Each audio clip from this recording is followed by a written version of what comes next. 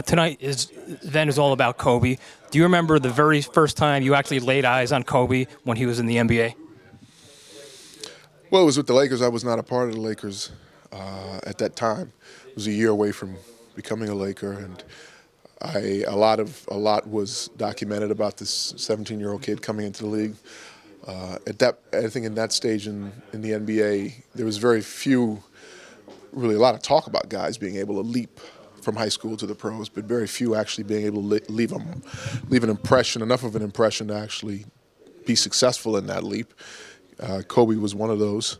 The trade from by Jerry West to get him from Vlade Divac on that Charlotte Hornet draft pick at the time did not create earth-shattering news, but because it was Jerry West, caught my attention. I wondered what Jerry saw in this young man that would, allow him to feel comfortable enough to let their star center that was just the year before in the NBA Finals. So I thought that was a pretty aggressive, interesting move. And so I watched at times. He didn't get a ton of minutes, but my first lasting impression was the Utah game in the playoffs where he so confidently fired away a number of times, not just once and twice, but and didn't stop. And and that caught my eye again. Whereas I saw a young man pretty determined to take those shots, whether they win in or not. Usually, after they don't go in the first time, most people run away. But he just was not about to be denied, and I think that set the stage for obviously a long summer of work, but then a long career. When we look back and see how he was not going to be denied being one of the greatest to ever play.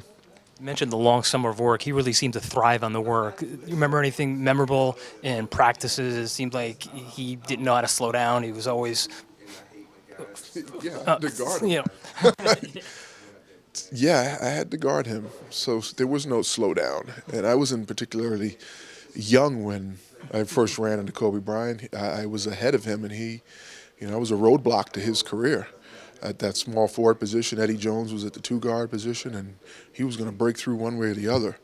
And so every day at practice, every time I laced him up, across from me was this young man who I was standing in his way, and Eddie was standing in his way, and he knew he had a lot to offer the game. He knew he had a lot to offer the Lakers and in general, and he was hell-bent on getting what he felt he deserved to have, and that was a starting job and some responsibility, some minutes, and he eventually got him. And it didn't stop there because we played 8 years together, and every year after that, didn't matter where he was on the floor, what side, whether we were on the same team together. His attention to detail and his relentlessness and his hunger, all of those things led the way every time he walked through a practice door, every time he walked and showed up to Staples Center. You knew you were getting you better bring your energy and your effort because, it was going to be difficult to match his, but he was going to hold you accountable to at least trying. you mentioned the attention to detail. Do you have a specific instance that really sticks out in your mind as being a good illustration of that? Well, yeah, it has nothing to do with basketball, but it's close to my heart because it's an example recently of with my daughter at NBA All-Star Weekend. I was not in the stands, but he saw her as he was leaving the arena after his last NBA All-Star game, and he spotted her and came over and said hello and made her day, and she was having a horrible day. A horrible day. Social media, her friends were having a party back home and all this stuff, and she just said, "Dad, Kobe saw me and he came over and he said hi and he talked to me, he remembered my name," and just as a father, watching her after knowing she was having the day she was having, like turn her whole day around. How long had it been since Kobe had seen her? I hadn't seen her in years, and she'd changed, but that means everything in the world to me, but yeah, that's just an example off the court. On the court, geez, there's